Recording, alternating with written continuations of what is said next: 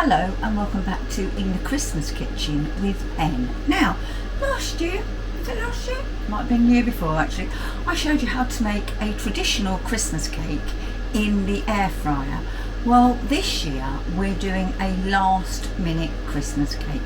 You know, you've been planning to do it, but you've forgotten to soak your fruit, and we're now, I don't know, the 18th of December. And you usually make Christmas presents for Aunt Doris. You make a nice Christmas cake in a little hamper and you're like, oh, I can't do it now, it's too late. Well, you can with simple ingredients that, well, if you're like me, you'll have in. In my bowl, I've got 100 grams of softened butter and 100 grams of dark brown sugar. Then I have a couple of eggs, but I'm only going to use 1.5 eggs. That could be fun trying to do that. Then I have mincemeat. I have 274 grams of mincemeat. And this, if I don't know why I'm putting there for you to smell, if you remember, is my mincemeat that I pimped up last year. There you go, just to show you. Pimped up mincemeat 2023. So we've got flour. You will need, excuse me, 100 grams of sieved self-raising flour. Then you'll need some extra fruit, and you'll need 130 grams of extra fruit. And in here I've got a mix of half glacé cherries and cranberries. Well, it is Christmas. And finally you'll need some spice. You'll need not Old Spice, you know, that was a present used by your granddad back in the 70s. Mixed spice and cinnamon. So I'm going to move you and we shall get started with making this cake. Oh, just to let you know also, I am preheating my oven at 140. Fan 160 with the normal oven.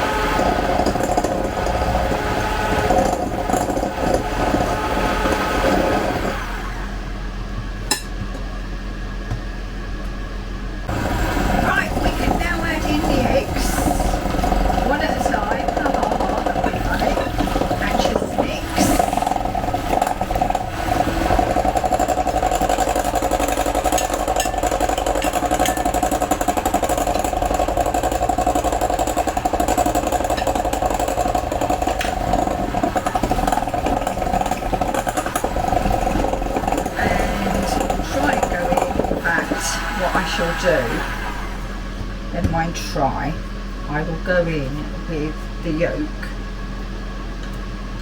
and just a tiny bit of the white from that egg.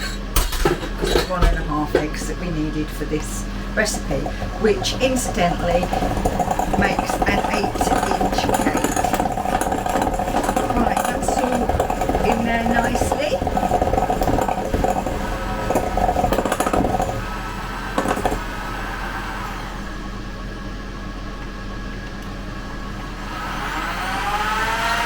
Doing that to get rid of the batter that's on the whisk, or most of it, or indeed maybe just some of it.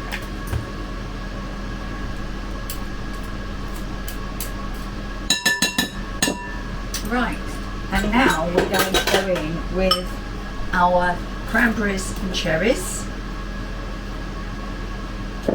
and our mincemeat. And because when I pimped that mincemeat up, I added brandy, I've got my soaked fruit, haven't I?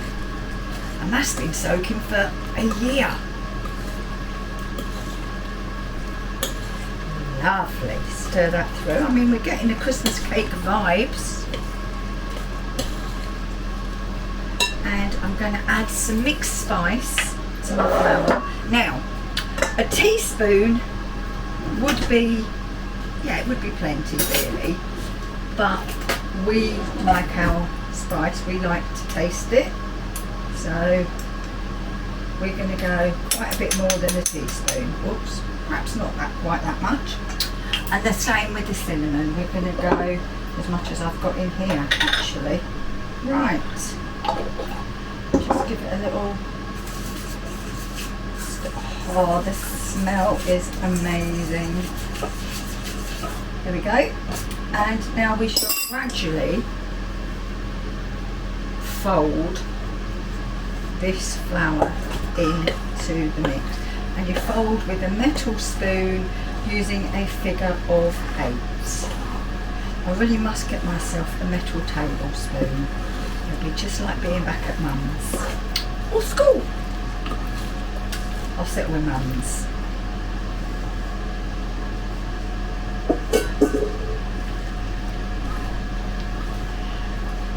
Right, I've said that this is for an 8-inch tin, but because we're making a cake as part of a hamper for a gift for an aunt who lives on her own, we're actually going to be making 2 3-inch cakes.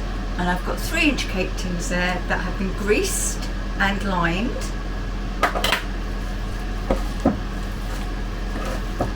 And once this is all in, oh, this is so much easier than a proper Christmas cake. It's not as dark as a real Christmas cake because we haven't got the black treacle in it.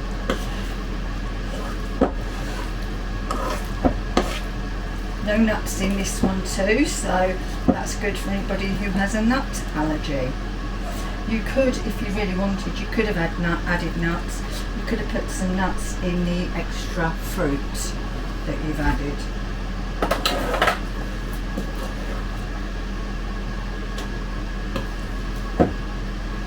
So we're going to pop it into the cake tins. Get it all out. I'm not a TV chef, I can't afford to waste ingredients. Get the scrapers out.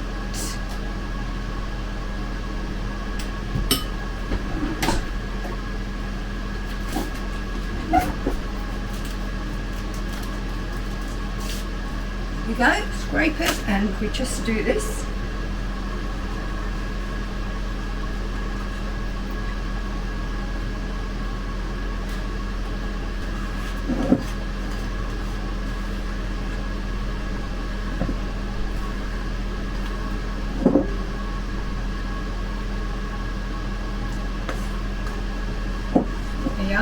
No fuss, no waste.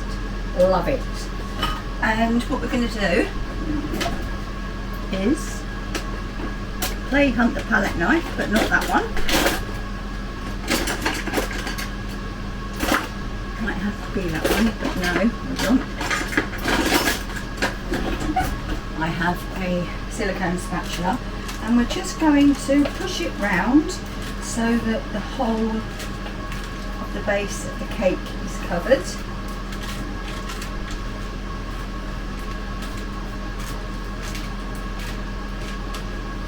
Do that on both. Push and move it round.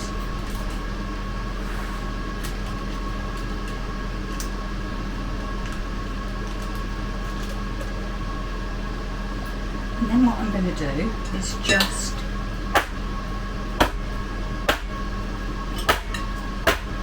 so that I know that it's all covered on the bottom, and that is all I need to do.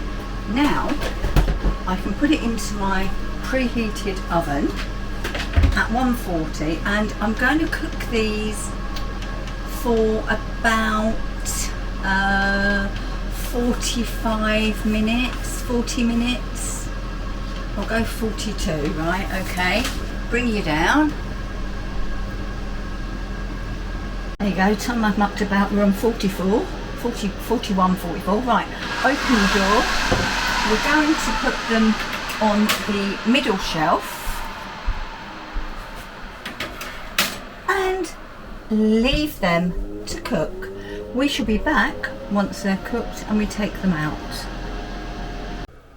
Right, our cakes have cooked. Full disclosure, I had to cook them for another 10 minutes, but I've inserted a skewer and they have come out clean. So let's take a look. Now the thing is, these aren't, let's get it straight, these aren't a traditional Christmas cake, okay? So they're not going to be as dark as I said before, but they're also not going to be as solid, I guess that's the word, because these still have a little bit spongy, but we like sponges, don't we? So it doesn't sound too bad. But here they are, or here it is. There's one, and they smell like Christmas cakes. That's one, and that's two.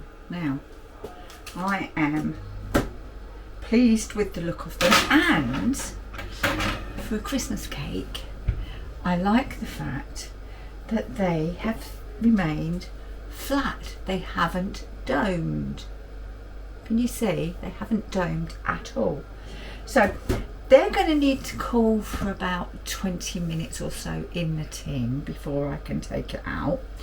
Once they're cooled, I've still got time to marzipan and decorate. And if you don't like marzipan and you don't like icing, leave them like this. But we will be decorating one, but it won't be today, obviously. The decoration we will leave for another day. But last minute Christmas cakes, don't let your great aunt down. Follow this recipe, and this size, these 2-3 inch tins were perfect for that amount of ingredients. So all I need to do now is say thank you for watching this edition of In the Christmas Kitchen with Pen, and I'll be back very soon. Thanks for watching. Bye bye.